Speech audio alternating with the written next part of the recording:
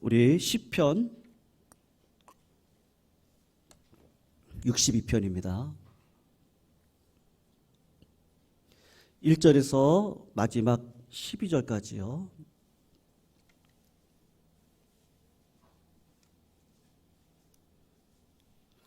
(1절에서) (12절까지) 우리 교독으로 읽도록 하겠습니다. 1절 제가 읽을게요. 나의 영혼이 잠잠히 하나님만 바라며 나의 구원이 그에게서 나오는 도다. 오직 그만이 나의 반석이시요 나의 구원이시요 나의 요새이시니 내가 크게 흔들리지 아니하리로다. 넘어지는 담과 흔들리는 울타리 같이 사람을 죽이려고 너희가 일제히 공격하기를 언제까지 하려느냐. 그들이 그를 그의 높은 자리에서 떨어뜨리기만 꾀하고 거짓을 즐겨하니 입으로는 축복이요 속으로는 저주로다. 나의 영혼아 잠잠히 하나님만 바라라. 무릇 나의 소망이 그로부터 나오는 도다. 오직 그만이 나의 반석이시요 나의 구원이시요 나의 요새이시니 내가 흔들리지 아니하리로다. 나의 구원과 영광이 하나님께 있으며 내 힘의 반석과 피난처도 하나님께 있도다. 백성들아 시시로 그를 의지하고 그의 앞에 마음을 토하라. 하나님은 우리의 피난처시로다. 아 슬프도다. 사람은 입김이며 인생도 속임수이니 저울에 달면 그들은 입김보다 가벼우리로다. 포악을 의지하지 말며 탈취한 것으로 허망하여 지지 말며 재물이 늘어도 거기에 마음을 두지 말지어다. 우리 11절 12절은 같이 읽겠습니다. 시작. 하나님이 한두 번 하신 말씀을 내가 들었나니 권능은 하나님께 속하였다 하셨도다. 주여 인자함은 주께 속하오니 주께서 각 사람이 행한 대로 갚으심이니이다. 아멘. 교회 생활을 얼마 하지 않은 성도께서 찾아오셨던 적이 있으셨는데 그분이 찾아왔던 이유는 시험을 받았기 때문입니다. 그분이 이제 신앙생활을 얼마 하시지 않고 교회 생활을 하시다가 한 교우로부터 큰 시험에 빠졌습니다. 그래서 그 이야기를 주변 이제 뭐 소그룹이나 목장에서 이렇게 저렇게 이야기를 했더니 너도 나도 성도님들이 하시는 이야기가 뭐냐 하면요, 사람 바라보지 말고 하나님 바라보고 신앙생활 하세요. 그렇게 이야기들을 많이 하시더라는 겁니다. 그러나 그런 말을 들었을 때 이 성도님이 참 마음이 더 힘들었다는 거예요. 왜냐하면 신앙생활한 지 얼마 안 되셨는데 누가 보이고 누가 안 보여요? 사람만 보이고 하나님 안 보여요. 내 눈에 사람만 보이는데 자꾸 하나님 보이지 않는 하나님 의지하고 가는데 아직 믿음이 없잖아요. 그 말이 너무 화가 나더래요. 그래서 목사님 어떻게 하면 좋냐고. 그래서 제가 그 사람 누구냐고. 이 나쁜 사람. 차라리 이렇게 얘기해 주는 게 위로받습니다. 기도해야지. 맞는 말이죠. 그러나 아직은 그런 믿음의 단계에 이르시지 못한 분들에게 그런 이야기 해봤자 아무 소용이 없습니다. 그냥 위로해주고 같이 동감해주는 것이 그 사람을 진짜 위로할 수 있는 거예요. 사실은 우리가 수많은 겉면의 말을 하고 싶을 때가 많죠. 그런데 그것을 누구한테 해야 됩니까? 내 자신한테 해야 돼요. 내 영혼에게 해야 됩니다. 오늘 시편 62편을 보면 다윗이 이걸 너무 잘했어요. 다윗이 뭐라고 얘기하냐면 잠잠히 하나님만 바라라. 하나님만 기다려라. 그런데 다윗이 잘한 게 뭐냐면요, 다른 사람들한테 그런 얘기하지 않아요. 내가 비치면 내 주변에 있는 어두움은 물러가게 되어져 있습니다. 그러니까 다윗이 내 영혼아 잠잠히 하나님만 바라라. 1절에도 다윗이 나의 영혼이 잠잠히 하나님만 바라보며 내 영혼아 하나님만 바라라. 내 영혼을 향해서 선포하는 거예요. 내 믿음을 향해서, 나의 어두움을 향해서, 나의 두려움을 향해서, 나의 낙심을 향해서 내 영혼아 하나님만 바라라. 격려하고 선포하고 믿고 가자. 그렇게 이야기를 하는 거예요. 여러분, 여기서 보면은 잠잠이라는 말이 나옵니다. 우리가 하나님을 보더라도요, 막 소리를 지르는 분들이 계세요. 하나님 도대체 이게 뭐예요? 하나님 살아계신 건 맞아요? 하나님 왜 나한테 이렇게 어려운 일을 주시는 거예요? 하나님 이럴 수 있어요? 어떤 분들은 하나님 욕합니다. 오죽 답답하면 그러겠습니까만, 그런데 우리가 조금 더 정직하게 우리의 믿음을 보시면 그렇게 하는 경우는 하나님이 어떤 분인지는 아시지만 하나님이 구원자이시고 하나님이 요새시고 하나님이 산성이시고 하나님이 피난처세요. 하나님 나의 반석이세요. 그걸 알기는 않는데 아직까지는 믿어지지 않는 거죠. 그러니까 어떻게 하는 거예요? 막 소리를 지르는 거예요. 사랑하는 성도님들, 하나님이 우리의 창조주라는 걸 믿으십니까? 예, 생사화복의 주관자라는 걸 믿으세요? 내 삶 가운데 고난이 있는데 하나님이 그 고난도 나의 삶에 허용하셨다는 것을 믿으세요? 그 말씀은 들었어요. 그런데 믿어지지 않습니다. 그런 경우는 어떻게 하게 되게 있어요? 소리를 지르게 되어져 있어요. 왜요? 아직은 믿음이 뿌리 내리지 못했기 때문에 소리를 지르는 거예요. 다윗이 오늘 참 중요한 얘기를 하거든요. 잠잠히 기다려라. 하나님이 믿어져요. 하나님이 나의 반석이에요. 하나님이 요새예요. 하나님이 피난처예요. 그걸 아는 것뿐만 아니라 믿어지니까 갑자기 내 마음 가운데 요동이 흔들릴 때가 있죠. 근데 그게 가라앉아요. 분노가 가라앉고 하나님 앞에 잠잠해요. 그리고 하나님을 기다리는 일이 어렵지 않아요. 다윗이 정말 하나님을 믿는 거예요. 어떻게 이런 믿음을 가졌을까요? 다윗이 계속해서 그가 하나님을 바라보고 또 바라보고 또 바라보고, 내가 힘들고 어려울 때마다 하나님 바라보고 또 바라보고 또 바라보고 계속 지속적으로 바라보는 거예요. 오늘 보면 1절을 보시면 나의 영혼이 잠잠히 하나님을 바라며, 지금 너무 어려운 형편이거든요. 2절부터 보시면 너무 어려운 형편이에요. 사람들이 다 자기를 죽이려고 하는 상황입니다. 그런데 그가 내 영혼이 하나님을 잠잠히 바라봅니다. 그런데 5절을 보세요. 갑자기 5절에 가서 보면 뭐라고 이야기를 하죠? 나의 영혼이 잠잠히 하나님만 바라라 선포를 하고 있어요. 어떻게 하고 있다고요? 나의 영혼이 잠잠히 하나님만 바라라. 여러분, 새벽 기도 나오는 게 참 어렵습니다. 목회자인 저도 늦게 잠을 잔다든지 그러면 새벽에 일어나는 게 그렇게 쉽지 않아요. 그때마다 제가 몸부림치는 게 뭔지 아세요? 아, 기쁘다. 아, 힘난다. 야, 좋다. 몸은 힘들어요. 몸부림을 쳐요. 하나님, 내 지혜를 열어주세요. 이 잠을 물러가게 해주세요. 목양실에 와서 앉아있으면요 얼떨떨합니다. 근데 우리 성도님들 새벽에 나와서 말씀 기다리는데, 하나님 내 영혼을 깨우쳐주세요. 내가 먼저 힘받게 해주세요. 내 입술에 성령의 강건하심을 주세요. 몸부림칩니다. 내 영혼아 잠잠히 하나님만 바라라. 무슨 뜻이에요? 끊임없이 하나님을 바라보고 또 바라보고 또 바라보고 또 바라보고, 하나님 나를 도와주세요. 하나님 나를 이끌어주세요. 날마다 바라보는 거예요. 우리 문제가 뭐죠? 급하고 어려울 때만 하나님을 찾아요. 어려울 때만. 필립 얀시라는 분이요, 그 성도님들의 고난과 관련되어져서 아주 통찰력 있는 책들을 많이 쓰셨거든요. 제가 개인적으로 고난 가운데 있을 때 그분의 책을 다 사다가 읽었습니다. 왜냐하면 고난의 문제를 어떻게 풀어야 될지 모르겠더라고요, 제가.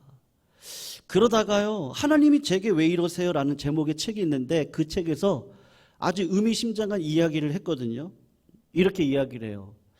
큰 사고나 재난이 일어나고 끔찍한 피해를 입고 사랑하는 사람을 잃었을 때 사람들은 신기하게도 그때 하나님에게 찾아와가지고 하나님 왜 그러세요? 원망한다는 거예요. 심지어 하나님을 욕하는 사람도 있습니다.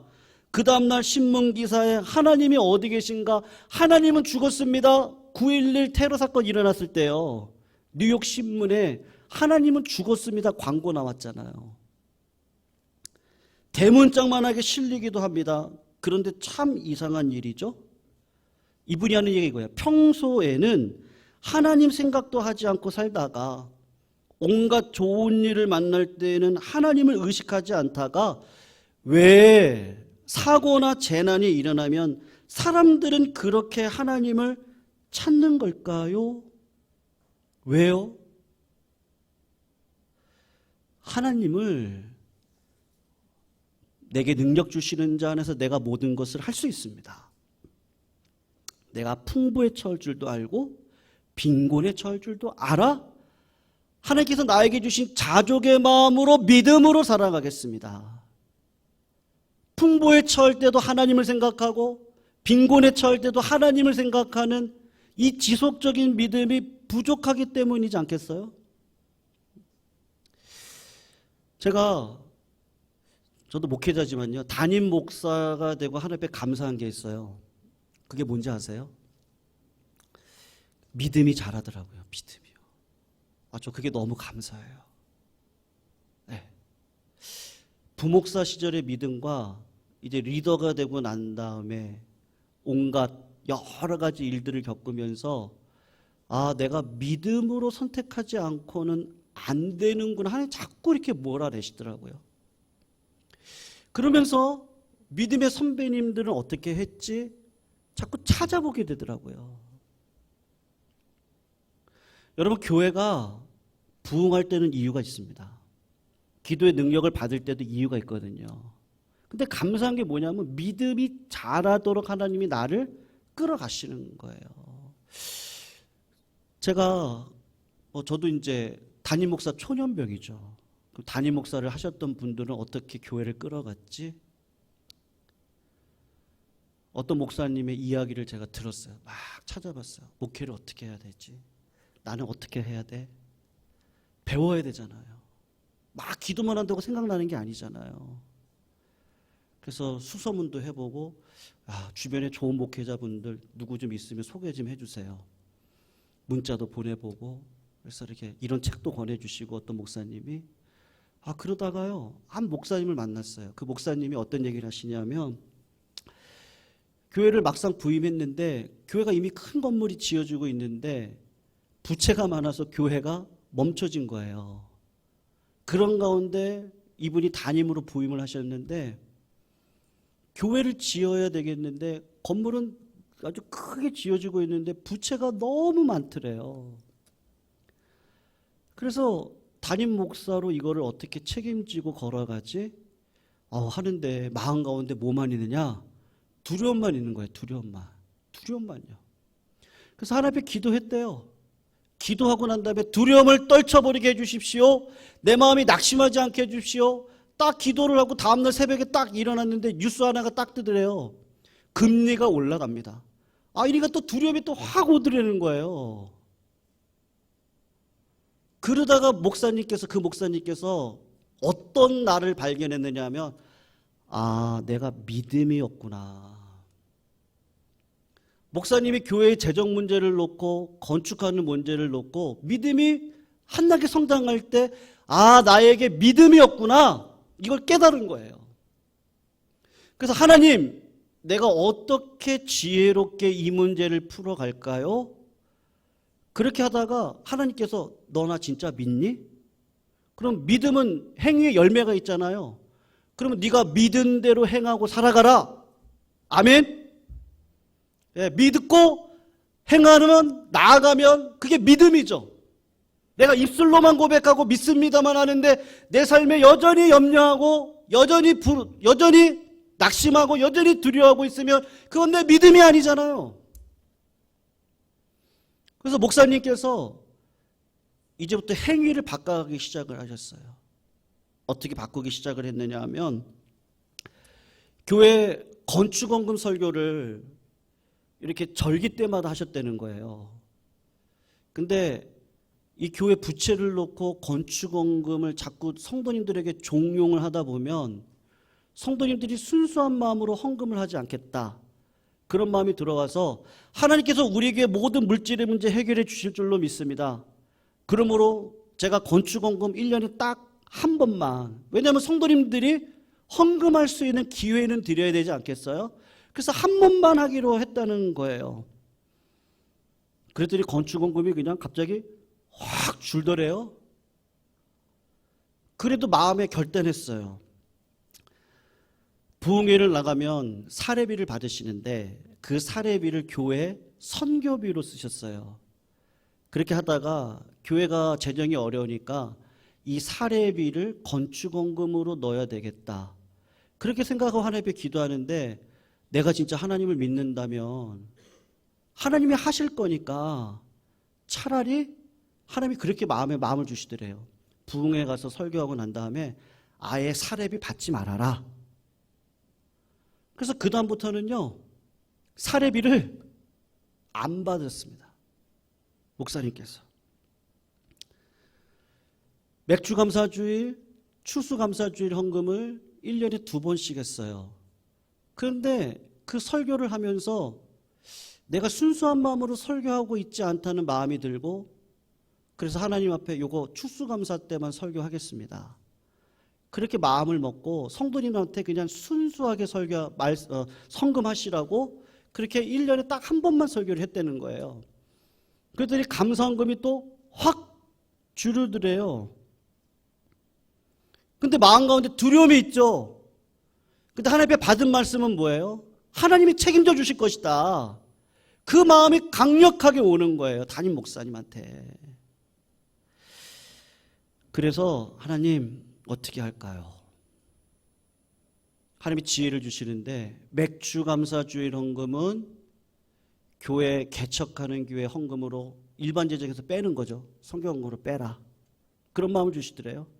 추수감사주일 헌금은 이거는 고아와 과부를 위해서 사마리 헌금으로 빼라, 그런 마음을 주시더래요. 그래서 목사님께서 진짜 믿는 마음으로 그렇게 결단하신 거예요. 여러분, 이게 쉬운 일이 아닙니다. 네. 교회 재정이 어려운데 그렇게 한다는 거 쉽지 않거든요. 근데 목사님이 그렇게 믿고 결단하고 믿음으로 행하고 걸어갔는데, 여러분 지금도 재정의 어려움이 없으시대요. 아멘. 전 도전을 많이 받았어요. 아, 진짜 하나님의 살아계심을 믿고 교회가 교회답게 서는 일에 애쓰고 정진하니까, 너희가 무엇을 먹을까 입을까 무엇일까 염려하지 말고 오직 하나님의 나라와 의를 구하라, 그 말씀대로 믿고 하나님이 하실 줄 알고 내 삶의 이 문제 어떻게 할까요? 하나님의 뜻대로 행하고 나아가는 그 실천의 삶 가운데 하나님이 역사해 주시더라. 여러분, 우리들의 삶 가운데도 진짜 이런 믿음이 필요하지 않겠습니까? 다윗을 보세요. 다윗도 신앙이 잘한 사람이에요. 다윗도 처음부터 믿음의 용사가 아니었습니다. 오늘 시편 62편을 읽어보시면 다윗이 굉장히 믿음의 실패를 경험한 사람입니다. 그래서 사람도 믿었고 자기가 왕이라는 권세도 믿었고 다윗도 돈을 믿었습니다. 그런데 그게 얼마나 어려움이 오는지를 보여주는데 4절 중반절을 한번 보시면요, 뭐라고 얘기하냐, 후반절에 입으로는 축복이고 속으로는 저주로다. 이게 사람이거든요. 다윗 주변에 있는 사람들이 입으로는 다윗에게 와가지고 그냥 칭찬을 하고 격려를 하는 것처럼 보였지만 속으로는 저주하고 있는 그 배신감이 얼마나 철저히 경험했는지. 그리고 10절을 보면 다윗이 권력을 의지하는 것, 돈을 의지하는 것에 대해서 자기의 경험을 겉면으로 보내고 있습니다. 이것이 얼마나 헛된 일인가. 그리고 난 다음에 다윗이 11절 12절에 뭐라 그래요? 하나님이 한두 번 하신 말씀을 내가 들었나니 권능은 어디에 속했다요? 하나님께 속했다. 주여 인자함은 주께 속하오니 주께서 각 사람이 행한 대로 갚으심이니이다. 여러분, 우리도 하나님을 믿는다면 좀 제대로 믿고 살지 않아야 되겠습니까? 평생을 믿었는데 내가 어떤 하나님인지는 알아요. 그런데 믿음으로 살지는 않아요. 내가 예수를 믿는다고 말은 하지만 실제로 예수님에 대해서 알기는 하는데 믿어본 적이 없어요. 그러면 이것처럼 불행한 일이 어디 있겠어요? 사랑하는 성도님들, 오늘 시편 62편에서 다윗에게서 한 가지를 배워야 되는데 굉장히 중요한 것이거든요. 다윗이 하나님만 요걸 6번 써요. 근데 6절을 보시면 오직이라는 단어가 나오는데 원문을 보면 이 오직이라는 단어도 6번이 등장을 합니다. 그러니까 다윗이 시편 62편에서 어떤 분위기로 이야기를 했냐 하면 나는 오직 하나님을 믿어요. 나는 오직 하나님만을 기다립니다. 무슨 말이죠? 문제가 해결되기 위해서 인간의 계획을 세우는 것이 아니라 하나님이 나를 임재할 때까지, 하나님께서 나에게 말씀하실 때까지, 하나님이 나에게 지혜를 주실 때까지, 하나님이 내 마음 가운데 들어와서 성령의 감화와 감동을 받아서 성령님이 이끌어가는 대로, 말씀이 나를 이끌어가는 대로 그 자리에 설 때까지 하나님을 바라보더라. 여러분, 우리의 문제가 뭐죠? 예배는 빨리 드리고요, 기도도 빨리 하고요, 그리고 내 생각대로 살아가요. 성령의 열매 가운데 오래 참음이라는 게 있습니다. 여러분, 오래 참음을요, 이렇게 한번 얼굴 찌푸려 보세요. 죽상을 한번 해보세요. 제가 찌푸려 볼까, 제가 한번. 안 될 것 같은데, 제가. 찌푸리면서 오래 참을 수 있어요? 성령의 열매 오래 참으면요, 찌푸리면서는 안 됩니다. 하나님이 주시는 기쁨이 있고 비전이 있고 꿈이 있거든요. 그게 보여요. 그게 들려요. 그게 느껴져요. 그래서 오래 참을 수 있거든요. 요셉을 생각해 보세요.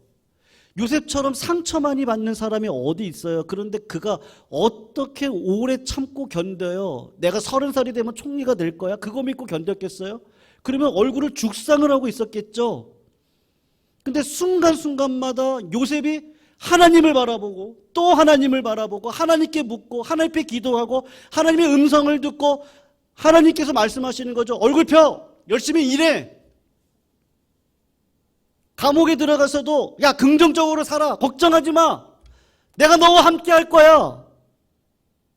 하나님을 바라보니까 그런 음성을 듣고 기쁨으로 모든 일을 감당하다 보니까 하나님의 은사도 주시고 꿈을 해석할 수 있는 능력도 주시고요, 모든 사람을 포용할 수 있는 실력도 주시고 경제를 바라볼 수 있는 경제관도 생기고요, 재정의 능력을 어떻게 표현할 것인지 그것도 다 배워요. 그런 가운데 마침내 하나님의 때가 되니까 어떻게 하죠? 30살이 됐을 때 총리가 되게 하셔서 그때부터 생명의 부양자로 글을 쓰시죠. 다윗을 생각해 보세요. 내가 언제 왕 되겠다고 얘기했습니까? 하나님이 기름 부으셨어요. 그러면 빨리 왕 되게 하시죠. 그런데 10년이란 시간을 사울에게 쫓겨다니면서 다윗이 했던 일이 뭐죠? 오직 하나님 바라봤죠. 하나님 앞에 나아가서 기도했어요. 하나님, 내가 올라가서 전쟁을 할까요? 말까요? 하나님, 제가 이번에는 어떻게 할까요? 전면전을 펼칠까요? 아니면 매복전을 펼칠까요? 하나님께 물어봐요. 그리고 하나님의 뜻을 수납하고 믿음으로 살아가는 이 오래 참음의 역사, 이게 어디서 벌어진 일이에요? 오직 하나님을 바라봤기 때문에부터 나오는 이 믿음이 없이는요, 하나님을 기쁘시게 못하는데, 행함이 없는 믿음은 죽은 믿음인데 다윗의 마음 가운데 진짜 하나님이 믿어지는 거죠. 여러분, 우리에게도 이런 믿음이 필요합니다. 우리 성도님들이 이런 믿음 가지시기를 주님의 이름으로 축원합니다. 네, 정말 믿으시고 두려워하지 마시고 떨지 마시고 슬퍼하지 마시고, 하나님이 내 삶에 아무리 고난의 연단 가운데 있다 할지라도 나를 정금과 같이 나아가게 하실 것을 믿고 오늘도 기도하시기를 바랍니다. 네, 우리 하나님 선하시고 우리 하나님 인자하시고 천지를 창조하신 분이 내 아버지신데 이걸 믿고 정말로요, 나 오늘부터 두려워하지 않겠습니다. 나 오늘부터 믿음으로 선포하고 살아가겠습니다. 하나님, 저도요, 저 사람들처럼 하나님 나라 영광 위에 살아가고 싶습니다. 저도요, 비전을 좀 주십시오. 저도요, 하나님 물질적인 복을 주십시오. 건강을 주십시오. 하나님 역사를 경험하게 해주십시오. 하나님, 바라보는 자에게 왜 안 주시겠어요? 문제는 뭐죠? 아는데 안 믿어요. 안 믿으니까 주님을 안 바라봐요. 성도님들, 우리는 한 시간 시간마다 1분 1초마다 주님 생각하고 걸어가셔야 될 줄로 믿습니다. 네, 그래서 우리 성도님들, 우리 삶에 어떤 어려움이 오더라도 믿음으로 승리하시고 어떤 부유한 가운데 있다 할지라도 교만하지 아니하며 내 영혼아 잠잠히 하나님만 바라라. 그렇게 바라보시면서 살아가시는 우리 모든 성도님들이 다 되시기를 축원하고 부탁드리겠습니다. 우리 말씀 붙들고 같이 찬양하게 하시겠는데요. 나의 영혼이 잠잠히 하나님만 바라며